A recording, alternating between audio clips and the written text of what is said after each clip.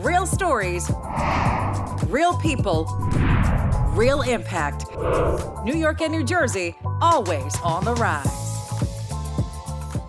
Jazz Grant, you have absolutely proved to be a cut above the rest, truly. As we sit here in your barbershop, Faded Fro, folks can come in, get their hair styled, get a haircut, and really I say a haircut, but it is a luxury grooming experience. And with that, you get art and so much more right here. It's beyond that. Jazz, you created this 3 years ago. You opened your shop 3 years ago. It happens to be located in Queens, just a couple blocks from where you grew up, which is a beautiful full circle moment for you. I have to ask though, your journey to becoming a master barber though, it started long before you opened this shop. So take me back to the very beginning. So originally I went to cosmetology school in Atlanta, and after that we moved back to New York. And then when we moved back to New York, I decided to go to barber school because I wanted to know all the levels of doing hair.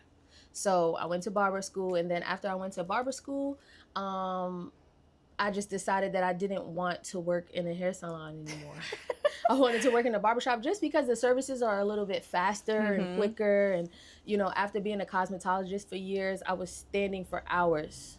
So being in the barbershop, it allowed me to have shorter services and different conversation. Right. So as I look around the shop, obviously you have a love for art as well. You're good with your hands, which makes sense. You pursuing cosmetology because you're also a licensed cosmetologist as well as a master barber.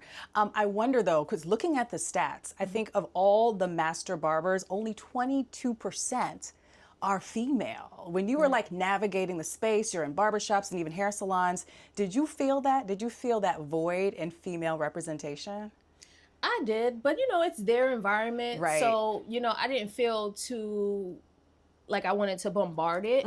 But at the same time, I just feel like with anything, you should make a space for everyone. Right. You know, versus it just being a male dominated environment, because also women bring their children to the barbershop, you know, so they're in there. They're just not a part of the culture. So me being a barber shop owner now allows women to be a part of the culture. Right. Was it easy for you though to make space? Did you have to like use some elbows to like force your way in? Definitely. Yeah. You know, I definitely had to use some elbows because the guys just have a perspective of how things should go and what you should do. And, you know, as a creative, my vision was always beyond that. Right. So, you know, it was kind of like pushing myself through the door, but when you're qualified, you're qualified. Yeah, and you stuck with it because I would imagine, you know, you worked as a barber for like 9 years prior to becoming a master barber, correct? So prior to becoming a master barber, I was a cosmetologist for a few years. Okay. And then I went to school, did the barbering, and I've been a barber now for 8 years. Yeah. Probably more than that, but from what I can remember, about 8 to 10 years. Wow. So you had to coexist in spaces that weren't necessarily the most welcoming for you. What was that like, and how did you kind of keep your head down, but also you had the willingness to develop your craft in that process? So a lot of times I find myself zoning out, you know, everywhere. It doesn't matter. In your own world. In my own world. As you can see, like once I'm in my zone, I really don't allow other things to distract me. So like when I went into these spaces, I was already confident in my talent. So, you know, it was just more so like dealing with personalities and different people and different comments, you know, but once you're in there, you're in there. I threw myself in the fire. You know, one of the shops that I started at was one of the best shops. They had a show called Rooney's. I started there with them. Wow. So it was a little bit more intimidating because they're all on TV. Yeah. They all had experience and, you know, things like that. And I was just coming in as the cosmetologist who didn't want to go outside and grab customers off the street. I'm like, I'm going to market. I'm going to use social media. I'm not going to do that. If anything, I'll just fill this barbershop with women because I'm a cosmetologist. Right. That's what I was thinking at the time. So I never went in feeling insecure, but, you know, the guys definitely, you know, challenged me. Yeah, intimidating. There's big personalities. You know, when you walk in and people have their clients, people are very particular about who's cutting their hair. People think that women in the salons are persnickety, but men are just as detailed when it comes to who's shaping them up. Yes. So during that process, when did you kind of sit back and realize, like, I'm ready to build my own space, to create my own space? It was a build up. After I've worked in about 3 shops since I started cutting hair, and each shop I realized something different about myself and how much I was growing. My second shop, I was a manager, so I was like, oh, he sees quality in me for me to be a manager. And then after that, I was like, my last location, which is in Jamaica and Queens, he pretty much allowed me to be me. The other shops, they were kind of trying to micromanage and tell me like, if you're a barber, you got to do barbering. You can't come in here and do this and that and this and that. And, you know, they didn't embrace my creativity in the new shops because they were so experienced. And, Right. you know, but my last shop, I was literally making these things in the back of the shop. So that's really what got me to the point where I was like, all right, I can't be making stuff in the back of somebody's business. You know, I'm like, it's time for me to grow. Even though he supported it, he loved it. I done a mural in my last shop too. So I left a piece of art with everybody. Yeah, I love that because I think in a lot of our journeys, no matter what field we're trying to get in, what goal we're trying to work towards, even though the initial environment, it's challenging because it's teaching us something, right? That's how we learn our lessons, that's how we build. But even though it's trying, there's always a moment where you get that aha, right? Where you get the validation that, oh yeah, I am going in the right direction. Yeah. What was the biggest takeaway from the reality show opportunity? Even though it was intimidating, big personalities, was there a moment where you were like, oh, I can do this? Yeah, I mean, a lot of the guys that was on the show have big personalities, you know, so I kind of was like, I got a big personality, that could work, you know, and then they were motivated and had a lot of clients. And, you know, I feel like that right there just helps you be motivated towards the goal. Right. You know what I mean? So. Yeah. What I love about your story is that you worked. You didn't just expect something to fall on your lap. You worked for it. This shop was built on dedication, perseverance from you, but also faith. Tell me about spirituality and how that drove you closer to realizing this dream. So when I was at the other shops, I was a little frustrated because I felt like I was trying to confine everything. I had a studio at the last shop, by the way. So I still had like something like this, but very much smaller. Right. And all these things were in that little bitty room. But it was your space. It was my space, you know? So I was able to develop that and realize that it was something that I wanted to do on a bigger scale. So I started getting frustrated and, you know, asking God to help me find my way. Yeah. And at the time, I had to sit back and realize, like, why am I not moving forward? Like, what's holding me back? And this store has a very unique story because, again, it is where I grew up at, around the corner. I lived around the corner from here, literally. And my mom went to 34. My mom and dad met up the block from here. So it's a lot of history around here. Yeah. And so when I was making the decision to move forward, I didn't really have much but a dream, you know, and I asked God to help me, you know, because I was frustrated and I wanted to move forward. And little do I know, this little store, I met a pastor in here, Pastor Jimmy, and this was during COVID. I was trying to find other things to do because you had to go cut hair, and, you know, as a female, cutting hair in people's home during COVID was a little difficult to figure out what I was going to do. So I was like, all right, you know, I'm gonna just tap into my creativity. That's what made me start doing art, because I was like, I need to find another way. So once I did that, I was able to pray about it. And then I came here, met my pastor. The person here, she helped me out. Next thing you know, she called me and told me she was pregnant. She's leaving. And then from there, I asked about her landlord. And then the landlord said he knew of me already. And I was in the door. I don't know how he knew of me. I do a lot of community work. So I'm assuming the people in the community. He also has a community center, the Edward Davis Center. I guess they were talking to him, and then he was like, oh yeah, come on in. And he let me in, and, you know, everything's been up from there. Divine intervention. That's what we call it. Yes. So now that you are here, what do you hope to inspire? When people come in here to get their hair done, get their hair cut, what do you hope they come in and leave with that's even more than what's on their head? I hope that they come in and they see that you can be creative and express yourself even if you don't think that people will receive it. You know, all of this is in my head, and when I was trying to get all of it out, I'm like, maybe it'll be too much for everybody. But ultimately, it's a motivation to my clients because they see me from one place to another place and what I was trying to do. And all of them believed that I would get here. So I hope that they will walk away seeing that, you can start from one place, but you can also grow from another place, and you can have helping hands along the way to help motivate you. Because I have a lot of clients that, want to grow. And when they come here, they talk to me. I feel like that's the difference between a female barbershop and a male barbershop. They talk. Let's talk about that. Yeah, they talk. But it's not like talking to a woman. Yeah. Yeah, they're not going to tell the male barber that, though. Interesting. But when the guys come, they talk about relationships. They talk about marriage. They talk about things that I've never heard in a male shop. See, because I have a 6-year-old. So we take him to a barbershop to get his haircut. And I feel like, because I'm here, I'm a woman. Like, there's conversations that aren't being had. Because they're like, okay, let's keep this quiet until she leaves.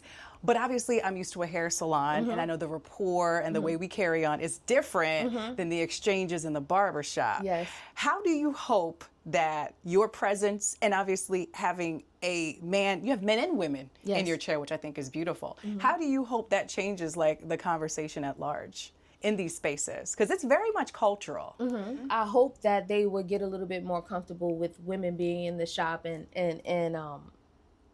bringing that all together, because women are now starting to feel comfortable with their natural hair being shorter and things like that. So they're starting to get more haircuts. So they're starting to be there regardless.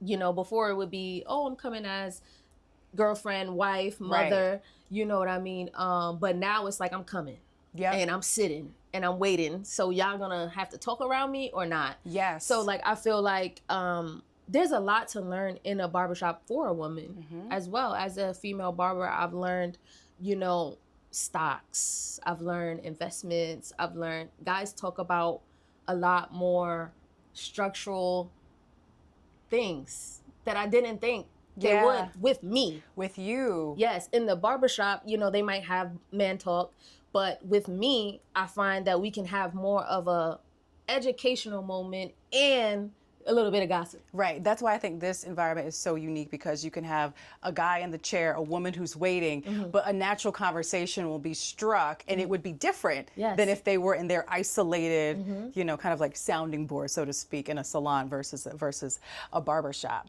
When we talk about clientele, you mentioned that sometimes some men will come in, see you, still kind of do a double take, and they're uncertain. Not because you are unqualified, because we know you're not, but because it's still taboo in a lot of instances for a woman to be a barber, let alone a master barber. Are you seeing a change where men are kind of more open to sitting in your chair, or are they still kind of like, I don't know? I think they're open. I'm gonna say that they're open. A lot of guys have as time has progressed. I feel like they're getting a little bit more comfortable with it. Right. But I still feel like when they see a female, they automatically assume you're a hairstylist, no matter what. Right. But once they see what's coming out of the environment and things like that, I feel like they start to get open to it.